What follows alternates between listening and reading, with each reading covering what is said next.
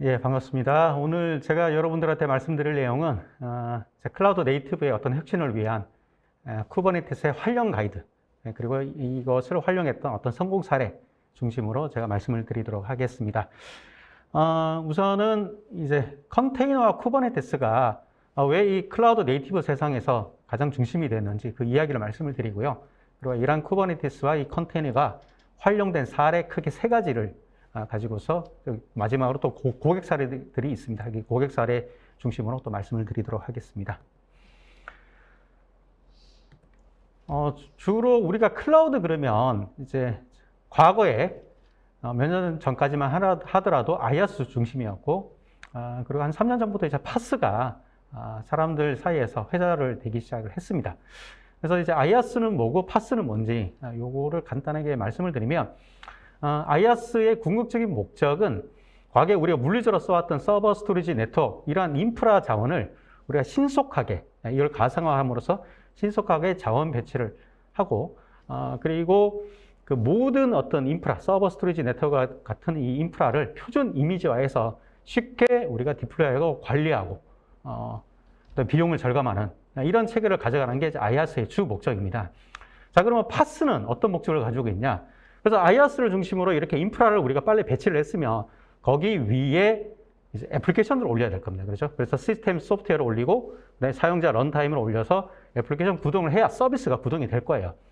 근데 지금까지는 이런 서비스 구동을 위한 애플리케이션에 대한 배포와 그리고 관리 체계 이걸 다 수작업으로 해왔었습니다. 그래서 인프라는 우리가 빨리 신속하게 가상화를 해서 배치를 해줬는데 이런 소프트웨어적인 요소들은 수작업적인 요소로 인해서 생산성이 그렇게 많이 높아지지 않았던 거죠.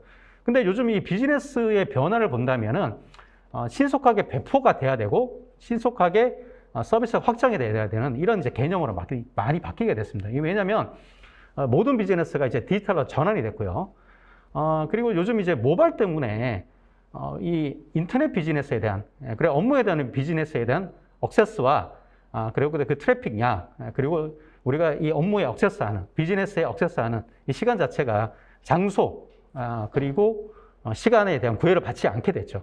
자, 그래서 이 소프트웨어 자체도 우리가 과거에 물리적인 어떤 기계 장치들을 표준 이미지로 만들었듯이 이 소프트웨어 자체도 어떤 표준 이미지 형태로 신속하게 배포하는 개념으로 바꿔야 되겠다 해서 나온 게 파스입니다. 그래서 간단하게 말씀드리면 IaaS는 인프라에 대한 자동화, 파스는 그 인프라 위에 올라가는 소프트웨어와 비즈니스까지도 자동화된 방식으로 배포하고 관리하는 데 그 목적을 가지고 있습니다. 그래서 이 가용한 어떤 자동화의 어떤 영역을 본다면요, 이제 과거 IaaS는 하드웨어와 가상화 엔진까지 자동으로 할당해줬고 그 위에 이제 OS와 그다음에 필요한 미들웨어 데이터베이스, 우리가 시스템 소프트웨어죠. 이런 부분을 올리고 프레임워크 올리고 개발 런타임 올리고 이런 거는 다 수동으로 이루어진 반면 이제 파스로 가게 되면요, 이 프레임워크까지 다 자동으로 이미지화된 형태로 배포를 해주고 거기 위에 사용자가 필요한 개발 런타임만 올리는 이런 구조로 가져가는 게 바로 파스입니다. 자, 그러면 운영 체계와 미들웨어, 데이터베이스 프레임워크까지 자동화된 표준 이미지로 배포하는 형태를 가져가야지만 자동화가 가능하잖아요. 그죠? 자, 그러면 과거 IaaS는 어떤 VM이라는 것을 중심으로 이미지를 만들어서 배포를 했는데 파스는 표준 이미지를 뭘로 만들어야 될까? 아마 이제 고민이 굉장히 되실 건데 마찬가지로 이런 소프트웨어 영역까지도 우리가 늘 익숙해 있는 가상화, VM을 가지고서 표준 이미지로서 만들어서 배포하는 것들이 가능합니다. 가능한데 여기서 좀 우리가 좀 문제점을 발견했습니다. 뭐냐면은 VM 안에 OS가 들어갑니다. 그죠? 그래서 OS가 굉장히 다양한 OS가 존재를 합니다. 그래서 OS 종류마다 그 이미지를 또 만들어야 되고, 그리고 하이퍼바이저 종류가 좀 여러 가지 종류가 존재를 하죠. 그래서 하이퍼바이저 종류에 따라서 이 표준 이미지를 상당히 많이 만들어야 되는 이런 이슈를 발견을 하게 된 거죠. 그래서 단 하나의 이미지로 중속성을 배제할 수 있는 이러한 그 어떤 애플리케이션까지 담고 있는 이미지를 담을 수 있는 그 인프라가 뭐가 있을까라고 고심을 한 끝에 나온 게 바로 이제 컨테이너입니다. 네. 그래서 컨테이너는 가상화는 좀 비슷한 개념이긴 한데 이 컨테이너 안에는 OS가 없습니다. 네, OS가 없고 호스트 OS를 공유하는 구조를 가져가고요. 그리고 컨테이너는 애플리케이션과 이 애플리케이션 구동에 필요한 환경 값들만 존재를 합니다. 네, 그래서 여러 OS 버전에 따른 이미지를 만들 필요가 없어요. 예. 그리고 하이퍼바이저 종류 없이 다 올릴 수 있는 이러한 경량화된 구조를 가지는 것이 바로 컨테이너입니다. 그래서 요즘 이제 클라우드 네이티브 이렇게 얘기가 나올 때 컨테이너가 각광을 받는 이유가 바로 종속성이 배제가 된 어떤 애플리케이션 이미지 환경을 제공해 줄 수 있기 때문에 이 컨테이너가 각광을 받게 되는 이유입니다. 그래서 컨테이너 특징은요, 굉장히 사이즈가 작습니다. 안에 OS가 없어요. 그죠? 그래서 우리가 VM을 만들게 되면 이 사이즈를 보면요, 앱 사이즈보다 OS 사이즈가 훨씬 더 큽니다. 예. 그렇지만 이제 컨테이너 자체는 OS가 없기 때문에 앱 사이즈 자체라고 보시면 되고요. 이런 것 때문에 아주 구동이 빠릅니다. 예. 그리고 종속성이 거의 없어요. 예. 그래서 예를 들어서 이 애플리케이션이 과거에 우분투에서 돌고 있었는데 이거를 컨테이너로 만들게 되면 우분투 리눅스가 아닌 레드햇 리눅스, 센터OS 리눅스 여러 환경의 리눅스에서 호환성을 유지하면서 돌아갑니다. 그래서 뛰어난 이익성과 호환성을 자랑을 하고요.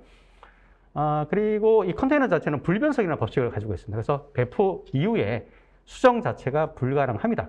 자, 그러면 수정하려면 어떻게 해야 되느냐? 컨테이너를 다시 만들어서 재배포를 해야 됩니다. 자, 이런 것들이 좀 불편하고, 이런 컨테이너들이 굉장히 많이 늘어날 수가 있잖아요. 그죠? 그래서 이에 대한 관리 자동화를 위해서 필요한 게 바로 오케스트레이션 솔루션입니다. 그래서 컨테이너를 생성하고, 컨테이너를 배포하고, 컨테이너가 다시 장애 났을 때 재구동 시켜주고, 필요한 경우는 딱 컨테이너를 확장해주는 이런 툴이 필요하게 됐고, 이게 바로 우리가 요즘 잘 아는 바로 쿠버네티스입니다. 그래서 과거에는 이 오케스트레이션 툴이 여러 가지 종류가 있었거든요. 메서스도 있었고, 도커스완도 있었고, 이랬었는데, 지금은 쿠버네티스 세상이 됐고, 대부분의 클라우드 네이티브 관련한 어떤 솔루션을 제공해주는 회사들이 컨테이너 관리 툴 그러면 거의 대부분 다 쿠버네티스를 사용한다. 이렇게 이해하시면 되겠습니다. 자, 그러면 이런 쿠버네티스와 컨테이너 기반으로 주로 이제 우리가 파스를 많이 구축을 합니다. 그래서 이 파스의 활용 실제 사례에 대해서 말씀을 드리도록 하겠습니다. 오늘 제가 준비한 거는 크게 세 가지입니다. 그래서 데브옵스와 멀티 하이브리드 클라우드, MSA 이 세 가지고요.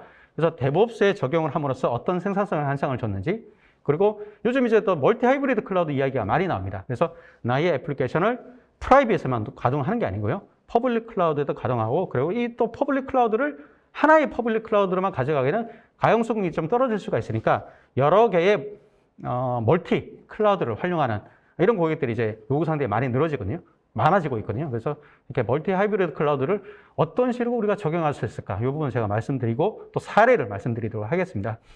그리고 MSA. 요즘 이제 MSA를 짚고 넘어가지 않을 수가 없습니다.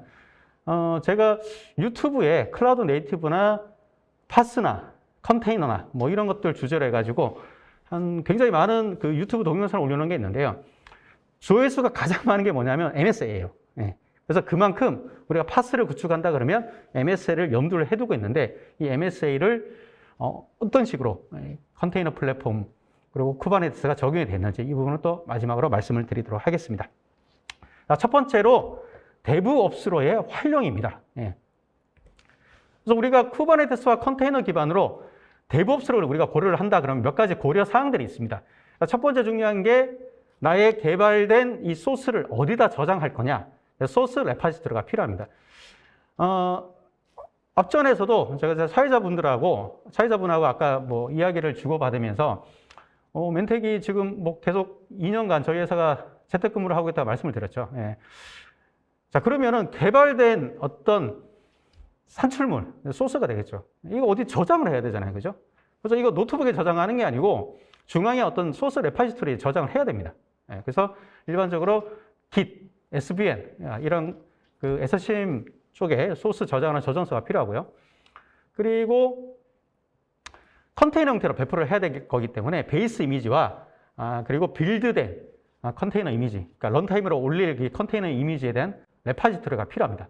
컨테이너 저장소가 필요하고, 일반적으로 앱의 형상을 저장한다 이렇게 생각하시면 되겠습니다. 그래서 내부 프로젝트에서 생성된 이미지들을 저장하는 저장소가 필요합니다. 그리고 이 컨테이너를 배포를 하게 됐을 때 컨테이너 관리를 해야 되잖아요. 그죠? 그래서 K8S와 같은 컨테이너 오케스트레이션 툴이 필요하고요. 그리고 애플리케이션을 소스에 올리고 얘를 가져와서 빌드하고 그다음에 컨테이너로 만들고 배포하는 이 일련의 과정들, 그러니까 우리가 이런 거를 주로 CI/CD라고 많이 이야기를 합니다. 그래서 CI/CD의 파이프라인을 만들어서 DevOps 체계를 만드는 거, 이런 것들이 더 필요하고요. 그리고 협업 도구가 필요합니다. 특히 이제 지금 모여서 개발을 못 합니다. 그죠? 뭐 저희 회사 같은 경우도 개발자들이 한 50명 정도 있는데, 연구소 소정만 나옵니다. 회사 나오고 나머지 직원들은 전부 다 집에서 다 개발을 하는데 서로 대화를 해야 되잖아요. 그죠? 예. 협업을 해야 될 겁니다. 그래서 협업 도구들이 필요할 겁니다. 그리고 고객들, 그리고 저희 파트너들로부터 수집된 어떤 버그나 이슈 정보들, 이런 거를 다 트래킹하고 업무를 할당을 해주고, 그 다음에 진도 사항들을 체크를 하는, 이런 그 체계가 필요한데, 바로 이 협업 도구를 통해서 이런 것들을 다 수행을 할 수가 있습니다. 그래서 이러한 고려사항들이 필요하고요. 그리고 중요한 것 중에 하나가 바로 CI/CD 파이프라인을 만들어서 앱의 라이프 사이클을 관리하는데, 이걸 다 자동화를 해야 됩니다. 과거에는 우리가 배포 주기가 상당히 길었었어요. 근데 지금은 배포 주기가 거의 매일마다 비즈니스가 변하기 때문에 새로운 앱을 계속 배포를 해야 될 겁니다. 자, 이럴 때 과거처럼 수동으로 우리가 빌드하고 수동으로 배포하고 수동으로 테스트하고, 이거 자체가 불가능합니다. 그렇기 때문에 형상 관리로부터 소스를 가져와서 동적 테스터를 하고, 정적 테스트를 하고, 얘를 빌드하고, 그 다음에 쿠버네티스 기반이니까 컨테이너로 만들어야 되잖아요. 그죠? 그래서 컨테이너로 우리가 병합을 시키고, 만들어진 컨테이너에 대한 또 보안 감사를 하고, 서버 쪽에다가 배포를 하고, 이런 일련의 과정들, 우리가 이제 파이프라인이라고 얘기를 합니다. 이에 대한 자동화가 또 필요합니다. 자, 그러면 DevOps를 활용한 사례에 대해서 말씀을 드릴게요. 여기 고객은 국내에서 가장 큰 콜센터입니다. 9,000명의 상담사가 존재를 하더라고요. 그래서 일반적으로 우리가 뭐 카드사나 은행 뭐 이렇게 전화를 하면 실제적으로 이분들이 전화를 받습니다. 그래서 국내 한 180개 기업들과 콜센터에 대한 아웃소싱 계약이 되어 있는 곳입니다. 그래서 여기가 좀 어떤 이슈가 존재를 했냐면, 소스는 하나예요. 소스는 하나인데 나중에 애플리케이션을 배포할 때 180개 컨트롤이 된 그런 고객들 쪽에 어떤 랜딩 페이지 쪽으로 하나의 앱을 다 배포를 해야 됩니다. 근데 각각 고객사가 다르니까 환경값들이 조금씩 차이가 존재를 하겠죠. 그죠? 그래서 각각 고객에 맞게 원소스를 수작업으로 다 배포를 해왔습니다. 근데 과거에는 우리가 배포 주기가 한 달 정도 됐었는데 수작업으로 할 만했습니다. 근데 이 배포 주기가 점점 짧아지는 거죠. 일주일, 뭐 2일, 뭐 하루, 이런 식으로 수작업을 할 수가 없는 거죠. 배포 주기가 너무 짧아지다 보니까. 그래서 하나의 소스를 각각 환경에 다른 여러 고객사 쪽으로 동시 배포하는 이런 체계를 가져갈 방법이 뭐가 있을까라고 생각을 했었을 때, 바로 이제 쿠버네티스 기반의 DevOps, CI/CD 파이프라인을 만들어서 지금 현재 자동으로 배포를 수행을 하고 있습니다.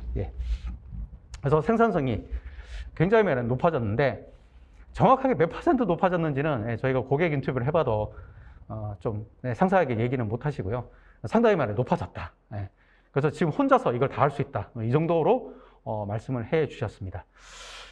자, 그리고 두 번째는 멀티 하이브리드 클라우드 전략입니다. 자, 하이브리드 클라우드가 뭘까요? 퍼블릭도 쓰고 프라이빗도 쓰고, 바로 이겁니다. 그래서 프라이빗 클라우드의 장점이 있죠. 확실한 보안성입니다. 보안성이고 내가 쓰고 싶은 기술들을 사용할 수 있다는 거. 그에 반면 퍼블릭 클라우드의 장점이 존재하죠. 내가 특별한 기술이 없고, 그리고 인프라를 모르고 하더라도 퍼블릭 클라우드 사업자들이 제공해주는 어떤 도구들, 여러 가지 인프라를 사용할 수 있다는 거. 요게 장점인 반면에 단점이 존재하죠. 프라이빗 대비 좀 보안이 취약한 부분. 물론 이제 뛰어납니다. 뛰어나지만 이제 프라이빗하고 비교해 봤을 때 상대적으로 이제 보안이 취약한 부분들이 존재를 하고요. 그리고 내가 쓰고 싶은 기술을 마음대로 쓰지 못하는 이런 것들이 존재를 합니다. 자, 그래서 이러한 장점이 있기 때문에 서로 이 부분을 같이 활용해서 요즘 하이브리드 클라우드 전략을 펼치는 데가 많이 늘어났습니다. 그래서 하나의 소스를 가지고서 개발된 산출물을 다른 퍼블릭 클라우드 쪽으로 뭐 동시에 배포를 하거나, 아니면 뭐 작년에 했을 때 DR 센터로 쓰거나, 아니면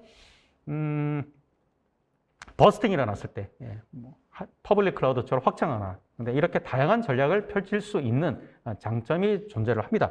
그래서 크게 우리가 하이브리드 클라우드를 우리가 감안을 한다 그러면 세 가지 유형으로 사용할 수 있는 대표 유형들이 존재합니다. 첫 번째가 바로 재해복구 센터를 활용을 하는 겁니다. 그래서 그 과거 보면 뭐 대기업도 그렇고 금융권 같은 경우는 이제 우리가 그 예산이 많습니다. 많기 때문에 별도 DR 센터를 만들어서 재해복구를 구현할 수가 있는데 그 SMB 같은 경우, 소규모 기업 같은 경우, 예.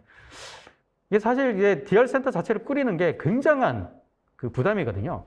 근데 이거를 우리가 퍼블릭 클라우드를 DR 센터로 활용함으로써 재해복구 체계를 아주 그 저렴한 비용으로 꾸려줄 수가 있어요. 예. 그래서 재해가 나게 됐다. 그러면 퍼블릭 클라우드의 어떤 서비스를 구동함으로써 예.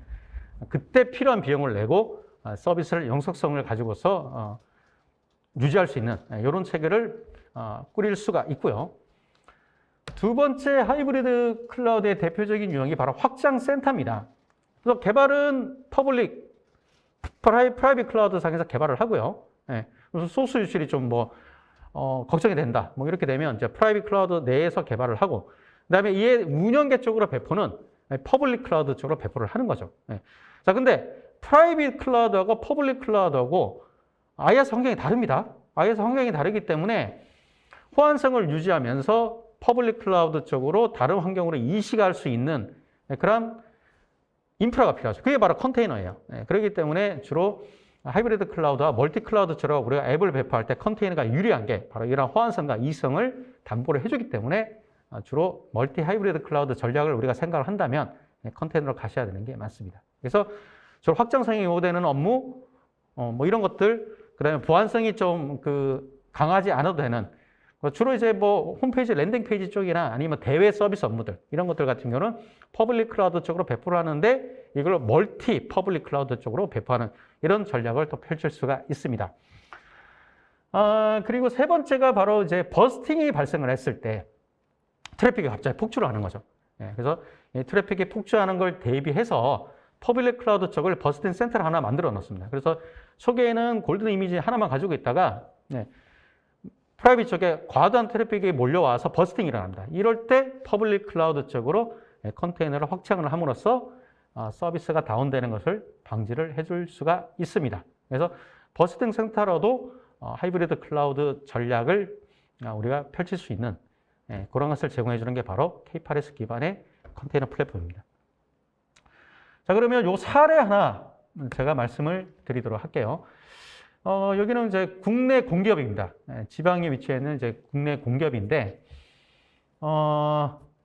그 빅데이터 플랫폼, 그리고 AI, 머신러닝 플랫폼 자체가 이제 꾸려져 있는 그런 환경이고요. 그래서 그 지방의 본원에 프라이빗하게 HCI 장비 위에 컨테이너 플랫폼으로 주로 이제 분석 환경, 그 다음에 머신러닝과 AI 알고리즘을 개발하는 환경을 꾸렸습니다.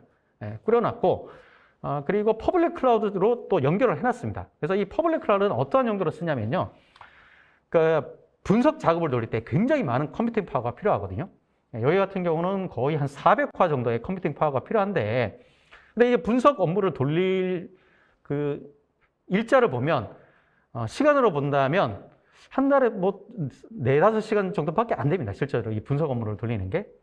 자, 그러면 뭐 하루 정도라고 우리가 생각을 하자고요. 한 달에 하루 정도 분석 업무를 돌리기 위해서 프라이빗 클라우드 쪽에 막대한 어떤 인프라를 내가 계속 두고서 구축을 할 거냐. 굉장히 비용 낭비인 거죠.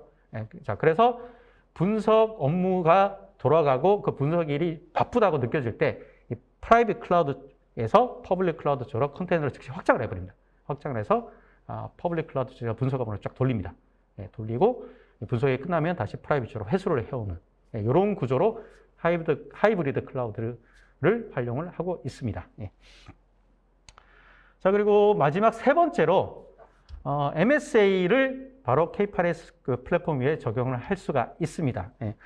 주로 뭐 마이크로 서비스 아키텍처는 여러분들 뭐 요즘 많이 흔해졌습니다. 그죠? 이 용어 자체가 흔해져서 대부분 다 이해하실 거라고 생각을 하는데요.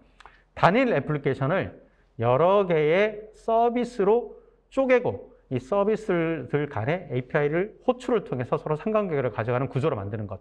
자, 이런 것들이 바로 마이크로 서비스 아키텍처입니다. 자, 장점이 뭐가 있을까요? 각 서비스를 독립적으로 개발이 가능합니다. 그래서 뭐 저희 회사 같은 경우도 과거에 다 모놀릭 구조였거든요. 모놀릭 구조였었는데 이 모놀릭 구조로 운영을 하다 보니까 예를 들어서 인증보드를 하나만 수정을 해야 돼요. 그러면은 인증 모드를 하나 수정한 다음에 전체 앱을 다시 구동을 하려고 하면 내렸다 올려야 되는 뭐 이런 일이 발생을 하는 거죠.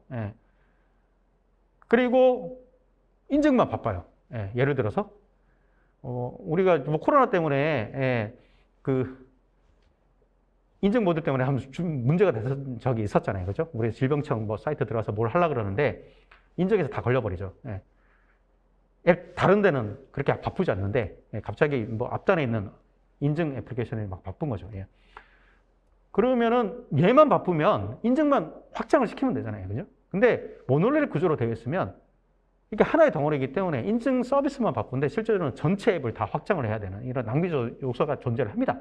근데 이걸 이제 MSA로 하게 되면 각 개별적으로 개발하고 개별적으로 확장하고 개별적으로 배포하고 그리고 각각 서비스 컴포넌트별로 특성에 맞는 언어가 존재를 해요. 뭐 프론트 단은 파이썬을 하고 백에는 자바를 하고 뭐 이런 식으로 내 유리한 언어와 유리한 인프라를 사용할 수 있는 또 장점을 가져다 줍니다.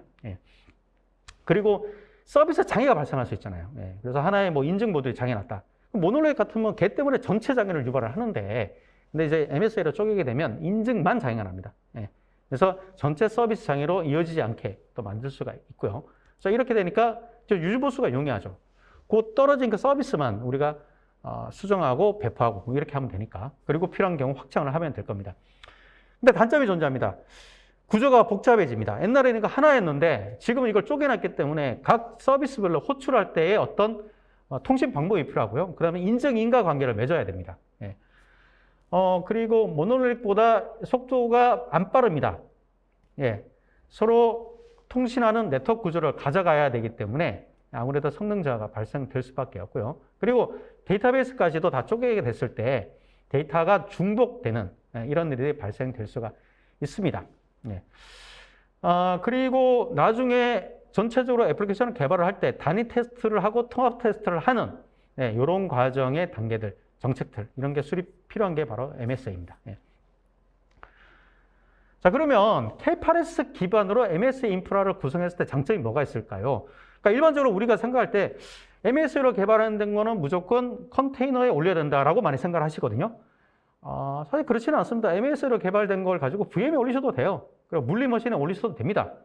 근데 굉장히 많은 서비스 컴포넌트별로 서버들이 쪼개지기 때문에 그 많은, 그러니까 예를 들어서 뭐 저희 고객 중에 한 군데가 400개죠. 과거에 한 20개 인스턴스로 돌고 있는 애플리케이션인데 지금 400개로 돌고 있습니다. 옛날 같으면 서버 20대면 됐죠. 근데 지금은 서버 400대를 준비를 해야 되네요. 근데 그렇지는 않죠.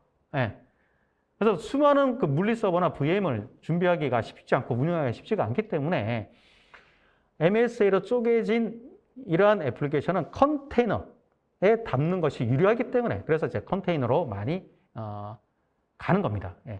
자, 그래서 K8S 기반의 MSA 인프라를 구성을 했었을 때 장점을 제가 말씀을 드리면요. 개발 언어의 종류에 관계없이 일관된 서비스 배포 관리가 가능합니다. 컨테이너로 배포를 하기 때문에 그 안에 컨테이너 안에 앱이 뭐가 있고 뭐 그게 언어가 뭘로 만들어졌고 우리가 생각할 필요가 없는 거죠. 컨테이너 자체만 우리가 배포를 하면 되니까요. 그리고 이기적 인프라, 클라우드 간 이동성, 호환성 이슈가 제거가 됩니다. 그래서 컨테이너가 종속성이 없다고 제가 말씀드렸죠. 이런 이유 때문에 클라우드 간 왔다 갔다 뭐 이런 것들이 가능합니다. 그리고 필요한 서비스만 내가 선택적으로 확장할 수 있다는 것. 아까 제가 한 예에서 말씀을 드렸었죠. 그리고 개발자는 개발 기획과 코딩만 집중하고 인프라를 내가 어떻게 구현하고 MSA가 호출 관계는 내가 어떻게 설계해야 되고 이런 할 필요가 없습니다. 그리고 서비스 배포와 운영 자체는 이 자동화 방식으로 다 관리를 할 수 있는 이러한 이점을 제공을 해 줍니다. 자, 그러면 마지막 사례 하나 제가 말씀드릴게요. MSA를 K8S 기반 위에 올린 사례입니다. 이거 이제 국방과학연구소입니다. 그래서 이게 좀 규모가 큽니다. 물리 서버만 K8S 클러스터 노드가 한 60내 노드가 존재를 하고요. 그래서 여기에 주로 이제 체계 관리, 그 다음에 그 빅데이터, 그 다음에 그 영상 관리. 그러니까 이 영상이라는 게 좀 군에서 쓰는 영상 자체가 이게 초고 해상도라고 제가 얘기를 들었습니다. 그래서 인공위성이나 군사 측정 장비에서 찍은 어떤 여러 그 이미지들이죠.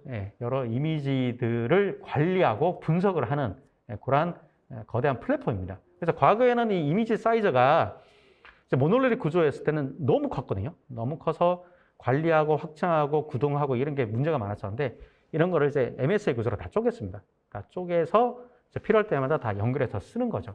예. 그래서 또 서비스가 추가될 때마다 별도의 서비스 형태로 개발을 하고 전부 다 API 게이트웨이 붙여가지고 서로 API 호출하는 방식으로 다 구조를 바꿨습니다. 자, 이렇게 함으로써 전반적인 운영 관리, 이 운영 관리를 한다면은 애플리케이션에 대한 배포와 그다음에 운영 관리입니다. 그 서버에 대한 운영 관리가 아니고요.